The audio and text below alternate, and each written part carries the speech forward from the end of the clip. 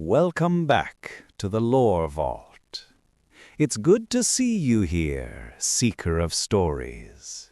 There is a place on this earth where the veil between sanity and madness is thinner than the skin of an apple. For 1,000 years, kings, conquerors, and philosophers climbed a treacherous mountain to ask a single question: what will become of me? They didn't come for the scenery, they came for the voice. A voice that hissed from a crack in the cold limestone. A voice that smelled of sweet, rotting flowers. A voice that belonged to a woman who was no longer human.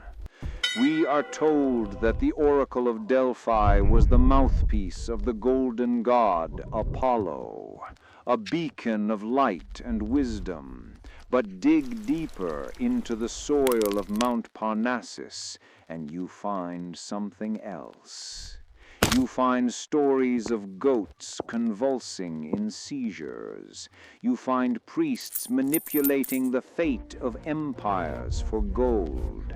You find a young woman dragged screaming into a chamber filled with toxic gas, forced to inhale until her mind shattered. Was this truly the voice of God? Or was the ancient world ruled for a millennium by the hallucinations of a drug-induced coma? Today we descend into the chasm. We are going to peel back the marble and the gold to reveal the terrifying truth about the Oracle of Delphi. You are standing at the Omphalos, the navel of the ancient world. Before we step into the darkness, if you want to join us on this journey through the shadowed history of human belief, make sure to hit that subscribe button and turn on notifications. We explore the mysteries history tried to bury. Now, take a deep breath. Can you smell it? Chapter 1. The Vapors of Madness. Long before the marble columns rose, long before the gold shimmered in the Greek sun, this place was a graveyard. The legend says it started with death, not the death of a man, but the death of a monster. The ancient Greeks believed that in the dawn of time, this mountain belonged to Gaia, the Earth Mother. And guarding her sacred spring was a serpent, a dragon of immense size and terrible power named Python. The python was the child of the rot. It was the embodiment of the dark, wet earth, the chaos that existed before civilization. And then came Apollo, the god of light, of reason, of music. He descended from Olympus and slew the beast. He let the serpent's carcass rot in the sun. And that is where the name comes from. Pythia, to rot. Delphi was built on a corpse. The myth tells us that the power of the oracle came from the spirit of this dead dragon still whispering from the underworld. But the locals, the shepherds who walked these slopes thousands of years ago, they knew a different truth, a physical truth. Imagine a shepherd alone on the jagged slopes of Parnassus. The wind is howling through the ravines. He loses a goat. He searches for it near a deep fissure in the bedrock. And there he finds it. The animal isn't moving normally. It's convulsing. It's bleating in a strange, rhythmic way, staring into nothingness. The shepherd steps closer to investigate. He leans over the crack. A draft of cold air hits his face. It smells sweet, strangely sweet, like blooming azaleas, but heavier. He breathes it in. Suddenly, the world tilts. His heart hammers against his ribs. The past and the future seem to collapse into a single moment. He starts to speak, but the words aren't his. He is shouting gibberish, terrifying prophecies of things he cannot possibly know. Other villagers run to help him. They breathe the air. They, too, fall into the trance. This wasn't a temple. It was a hazard zone. It was a geological trap. For generations, it was chaos. People would throw themselves into the fissure in fits of ecstasy. Many died. It became clear that this power, this breath of the earth, was too dangerous for the uninitiated. It needed to be contained. It needed a vessel. It needed a victim. They built a tripod over the crack to keep people from falling in. And they decided that only one person would be allowed to sit on it. A woman. They called her the Pythia, named after the rotting serpent beneath her feet. But here is the dark reality that the history books often gloss over. We picture the Oracle as a wise, ethereal figure sitting calmly on a throne. The reality was much more visceral. The gas, which modern science now suspects was ethylene, a potent anesthetic and hallucinogen released by the shifting fault lines, didn't just make you high, it poisoned you. To channel the god, you had to be willing to die a little. Chapter 2. The Architecture of Control. As the reputation of the site grew, the raw chaos of the shepherd's discovery was replaced by the cold, hard machinery of religion. The priesthood of Apollo took control. They realized they were sitting on the most valuable commodity in the ancient world: certainty. In a world of disease, war, and sudden death, people would pay anything to know what tomorrow held.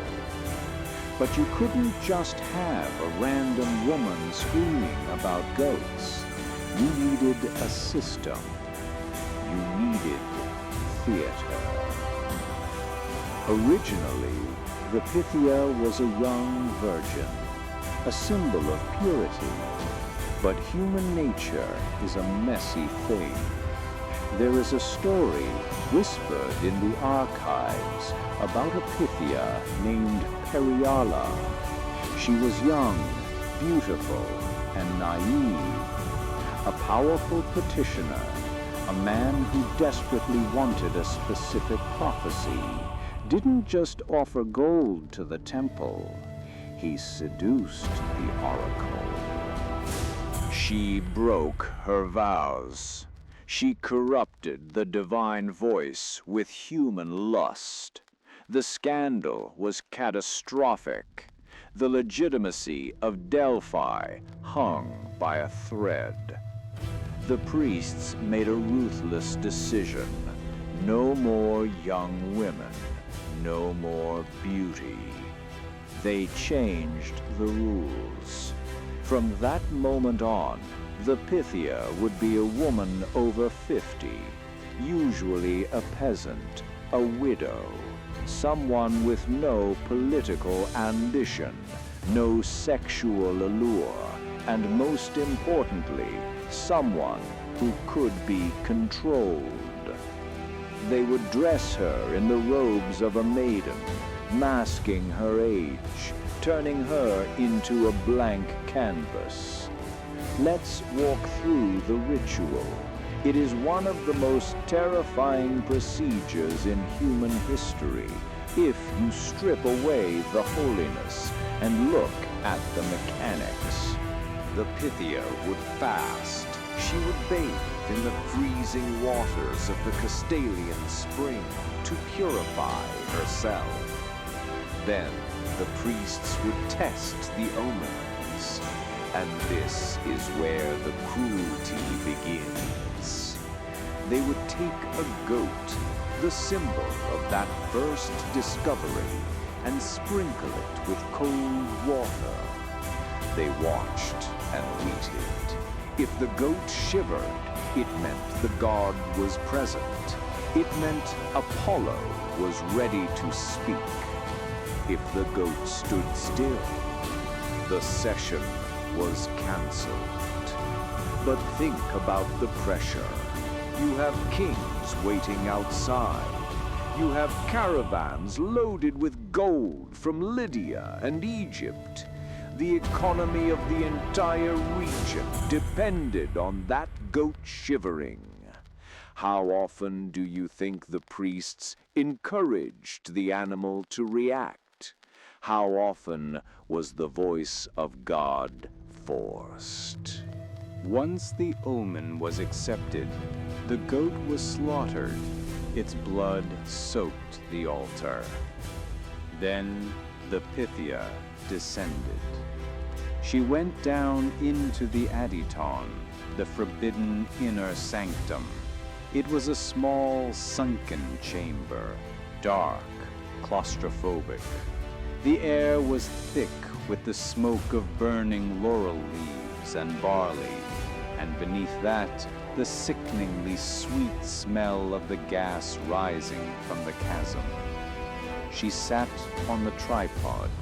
She held a laurel branch in one hand and a dish of water in the other. She inhaled. Can you imagine that moment? The feeling of your own consciousness slipping away. The gas hits the bloodstream. Oxygen deprivation sets in. Her limbs go numb. Her jaw tightens. She enters a state of enthusiasmus, literally having the god inside you. To the observer, it looked like possession. Her voice changed. She would groan, shriek, or speak in a strange, rhythmic baritone. But was it Apollo, or was it the brain firing its last desperate signals as it suffocated? The priests stood nearby. They were the prophets. Their job was to listen to her incoherent babbling and translate it into hexameter verse. And this is where the power truly lay. The Pythia might scream, "Fire and blood," but the priest would write down, "If you cross the river, a great empire will fall." Who was really speaking? The drugged woman on the chair, or the calculating men standing in the shadows with the pen? We are about to enter the era of kings and wars, where a single mistranslated word from this drugged woman caused the destruction of entire civilizations. Before we continue, I want to ask you a question. If you could ask the Oracle one thing about your future, knowing the answer might destroy you, would you still ask? Let me know in the comments below, yes or no. I'm curious how many of you would risk the madness. Chapter 3. The Price of Prophecy. Let's talk about the customers. You didn't just walk up to the Oracle and ask, "Will I be rich?" The process was designed to break you down, to humble you, and to empty your pockets before you ever heard a word. You traveled for weeks. You climbed the steep path of the sacred way, and as you climbed, you didn't see nature, you saw wealth. The path was lined with treasuries, small marble buildings built by different city-states: Athens, Sparta, Corinth, Sipnos. These weren't banks, they were trophy cases. They were filled with the spoils of war, golden statues, prows of sunken enemy ships. It was a psychological game. Before you even reached the temple, Delphi was telling you, "We own the world. We know the secrets of power." If you were a king, you paid a fortune for promenteia, the right to cut the line. If you were a peasant, you waited, sometimes for months, and the answers you got were masterpieces of deception. The most famous story is that of Croesus, the king of Lydia, the richest man in the world. He was terrified of the rising power of Persia. He sent embassies to every oracle in the world, testing them. Only Delphi got the test right. Convinced, Croesus sent tribute that would be worth hundreds of millions of dollars today. Solid gold lions, huge mixing bowls of silver. He bought the oracle's favor. He asked the ultimate question: should I march against Persia? The Pythia inhaled the vapors. The priests scribbled the verse. The answer came back. If Croesus crosses the Halys River, he will destroy a great empire. Croesus was ecstatic. He heard what he wanted to hear. He mobilized his army. He crossed the river. He attacked Persia. And he was obliterated. His army was slaughtered. His capital was burned. He was captured, bound in chains, and dragged before the Persian king, Cyrus. In his despair, he sent his iron chains to Delphi, accusing the god of lying. The priests wrote back with a cold, terrifying logic. The god did not lie. You destroyed a great empire, your own. This was the genius of Delphi. It was never wrong. It thrived on ambiguity. It played on the hubris of men who thought they could control fate. But it wasn't just trickery. The priests of Delphi were the greatest intelligence agency of the ancient world. Think about it. Everyone came here. Kings, generals, merchants, spies. They all spilled their secrets to the priests before they saw the oracle. I am worried about a revolt in the West. My grain shipment is delayed from Egypt. Sparta is forging a new sword. The priests knew everything. They knew the troop movements, the economic shifts, the political scandals. When they interpreted the Pythia screams, they weren't just guessing. They were analyzing data. They were the shadow government of Greece. But even a shadow government cannot control everything. As the wealth of Delphi grew, so did the envy of its neighbors. The sanctuary was supposedly neutral ground, sacred to all. But gold has a way of making men forget what is sacred. The hills around Delphi were about to run red with blood.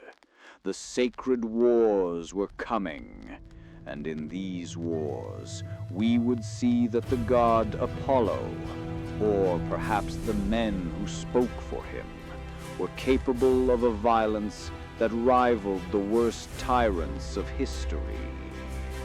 Chapter 4. When Gods Bleed. We often think of a temple as a place of peace, but Delphi was a prize, and like any great prize, it was washed in blood. The wealth of the Oracle was so vast, thousands of gold statues, heaps of silver bullion, that it drove men mad with greed. The priests weren't just guarding a mystic voice, they were guarding a bank vault that could fund a world war. And wars did come. They called them the Sacred Wars, a noble name for a butchery. It began with a city named Kira. They controlled the harbor where the pilgrims landed. They saw the desperation in the eyes of travelers seeking the god, and they saw a business opportunity. They started taxing the pilgrims. They treated the path to salvation like a toll road. The insult was too great. The Amphictyonic League, the council that protected Delphi, declared a holy war. This wasn't a skirmish, it was an extermination.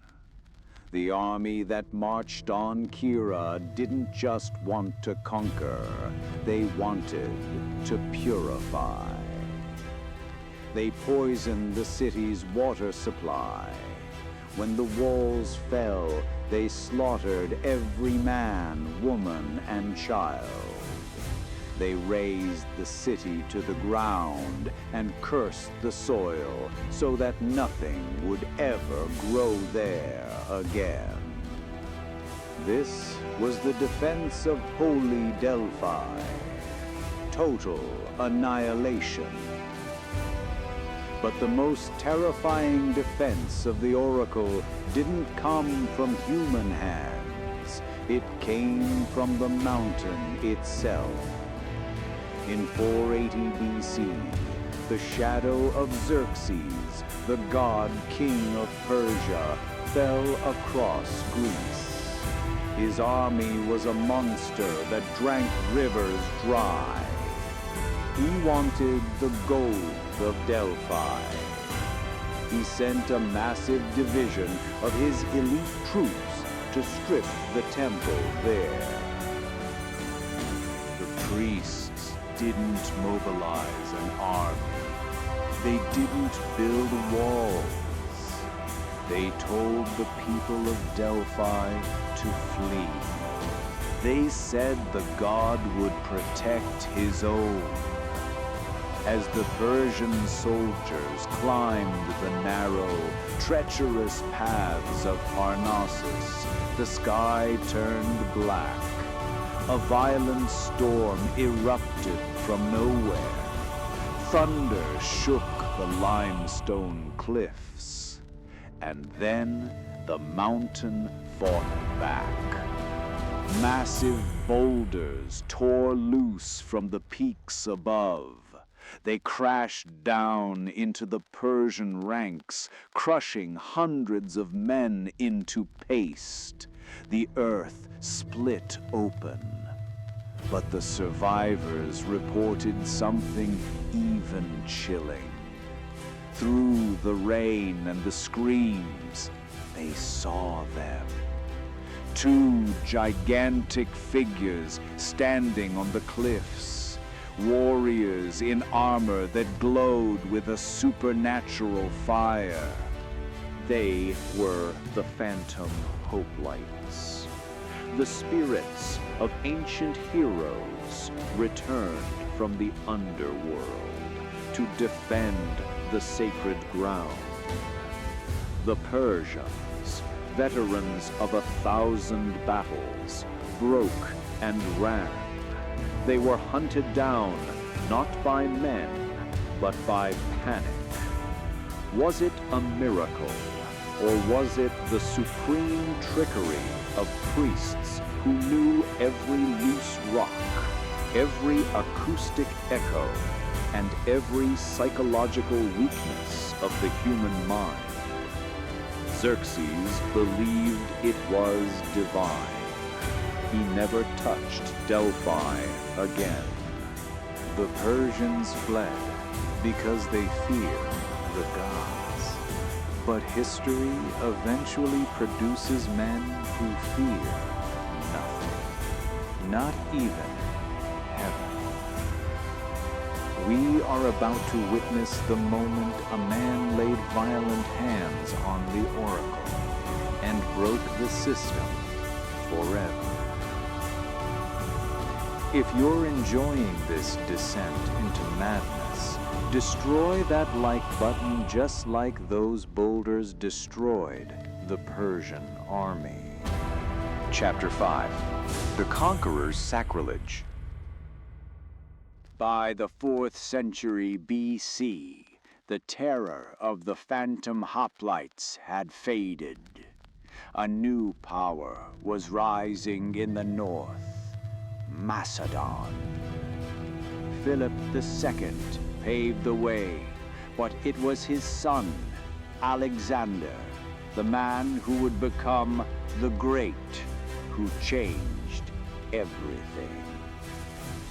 Alexander was young, arrogant, and hungry for destiny. He didn't just want to consult the god, he wanted the god to work for him. In 336 BC, before he launched his campaign to conquer the world, he rode to Delphi. He arrived on a forbidden day. The calendar of the Oracle was strict. The Pythia only prophesied on specific days when the omens were right. On this day, the god was silent. The Pythia refused to enter the chamber. For 1,000 years, kings had bowed to this refusal. If the Pythia said no, you waited. Alexander did not wait. In a scene that shocked the ancient world, the young king stormed into the priestess's house. He didn't offer a sacrifice. He didn't wait for a shivering goat. He grabbed the holy woman by the hair, or perhaps her robes, and physically dragged her toward the temple. Imagine the violence of that moment, the most sacred figure in Greece being manhandled by a 20-year-old warlord. She was likely an older woman, terrified, struggling against his iron grip.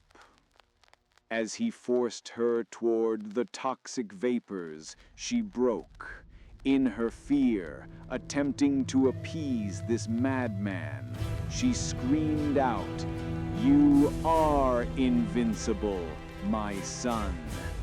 Alexander stopped. He dropped her. He looked at her and smiled.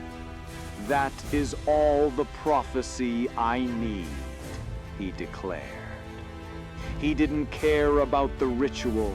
He didn't care about the gas. He had forced the woman to speak the words he wanted.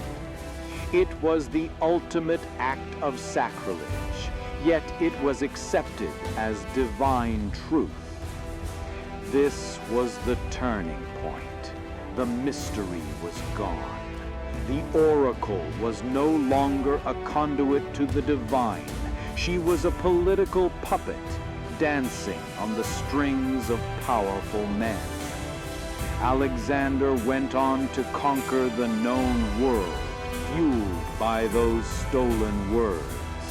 But in doing so, he had shattered the illusion. If you could force God to speak, was he really God at all? Chapter 6. The Death of the Old Gods. Empires rise and fall, but ideas are harder to kill. For centuries, Delphi survived wars and earthquakes, but a new sound was coming from the east, not the tramp of armies, but a whisper of a carpenter's son. Christianity didn't attack Delphi with swords. It attacked it with a concept that was utterly alien to the Greek mind. In the 1st century AD, a man named Paul, a former Pharisee, stood in the shadow of these temples and declared something radical. The Most High dwells not in temples made with hands. Think about how dangerous that idea was to the priests of Delphi. Their power relied on the location. You had to come to the mountain. You had to pay the fee. You had to smell the gas. Paul was saying, God is everywhere. God is free. The oracle tried to adapt. When emperors like Hadrian and Julian the Apostate tried to revive the old pagan ways, the oracle played along, but the soul of the place was dying. The Roman Emperor Constantine dealt the heavy blow. He converted to this new faith. Suddenly, the gold of Delphi wasn't just pagan wealth, it was demon money.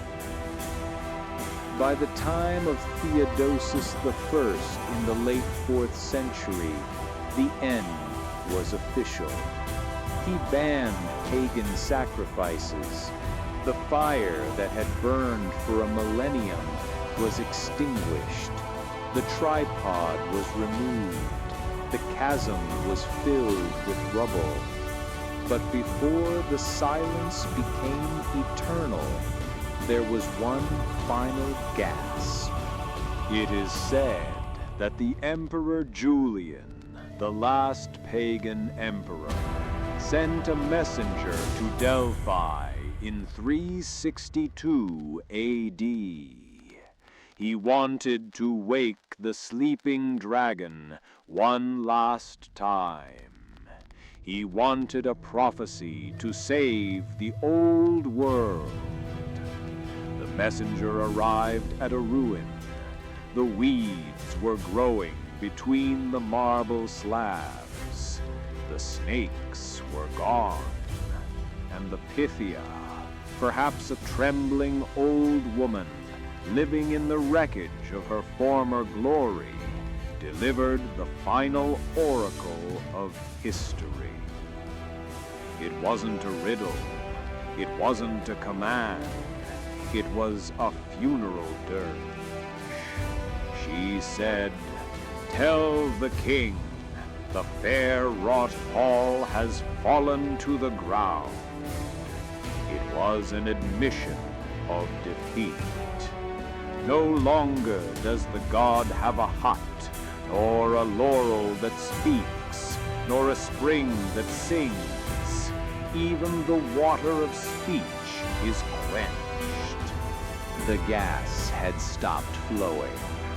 The god had left the building. The voice that had commanded the slaughter of cities, that had crowned kings, that had shaped the map of the Mediterranean, simply faded into the wind. Or did it? Modern science went looking for the source of that voice, and what they found in the geology of Mount Parnassus suggests that the god might have been far more real and far more chemical than anyone dared to believe. Chapter 7, The Eternal Silence. For 1,500 years, the ruins of Delphi sat in silence. The Christians had buried it, the earthquakes had shattered it, and the historians, they laughed at it. By the early 20th century, French archaeologists had excavated the site. They dug down to the Adaton, the Holy of Holies. They looked for the chasm. They looked for the vapors. They found nothing. No crack in the floor. No gas. Just bedrock. The scholars declared the ancient writers were liars. They said the vapors were a myth, a metaphor for spiritual inspiration. They said the Pythia wasn't high on gas. She was just acting. The skepticism of the modern age seemed to have won. But the earth holds its secrets longer than humans hold their theories. In the 1990s, a new team returned to the mountain. Not historians, but geologists. They weren't looking for gods. They were looking for fault lines. And they found what the archaeologists had missed. Delphi sits directly at the intersection of two major tectonic faults, the Kerna Fault and the Delphi Fault. They cross right under the temple, right under the tripod. They analyzed the rock. They found trapped hydrocarbon gases. They tested the spring water, and they found the smoking gun, ethylene. Ethylene is a gas that smells sweet, like flowers. When inhaled in mild doses, it produces euphoria. It detaches the mind from reality. It creates a sensation of floating, of out-of-body experiences. If you take a high dose, you scream, you convulse, you die. Everything the ancient priests had described, the sweet smell, the trance, the danger, was chemically accurate. So why did the French find nothing in 1900? Why did the Oracle announce the springs are quenched in the 4th century? Because the earth moved. The same earthquakes that protected the temple from the Persians, the same seismic violence that defined the region, eventually shifted the rock layers deep underground. The vents were blocked. The flow of gas was cut off. The death of the god wasn't a theological event. It was a plumbing problem. When the Pythia delivered her final weeping prophecy to Emperor Julian, she wasn't just lamenting the rise of Christianity. She was literally suffocating in fresh air. The anesthesia was gone. She was just an old woman sitting in a cold cave waiting for a high that would never come again. The magic didn't leave because of Jesus. It left because the geology changed. The drug supply ran dry. Conclusion: The Echo. We look back at the Greeks, and we call them superstitious. We imagine them as primitive people, fooled by ventriloquist priests and toxic fumes. But look at what they built. For 1,000 years, this system worked. It stopped wars. It founded cities. It created a unified civilization out of chaos. Why? Because the Oracle gave them something we still desperately crave today: permission. A king didn't want to make a decision alone. The weight was too heavy. He needed a voice from the rock to say, "Do it." He needed the external validation of a higher power. The genius of Delphi wasn't the gas. It was the psychology. The priests understood that humans are terrified of uncertainty. We will inhale poison. We will slaughter armies. We will give away our fortunes just to feel like someone else is in control. The gas is gone. The python is dead. The temple is a ruin. But the chasm inside the human mind, that is as deep as ever. We no longer climb the mountain to hear the hiss of the earth.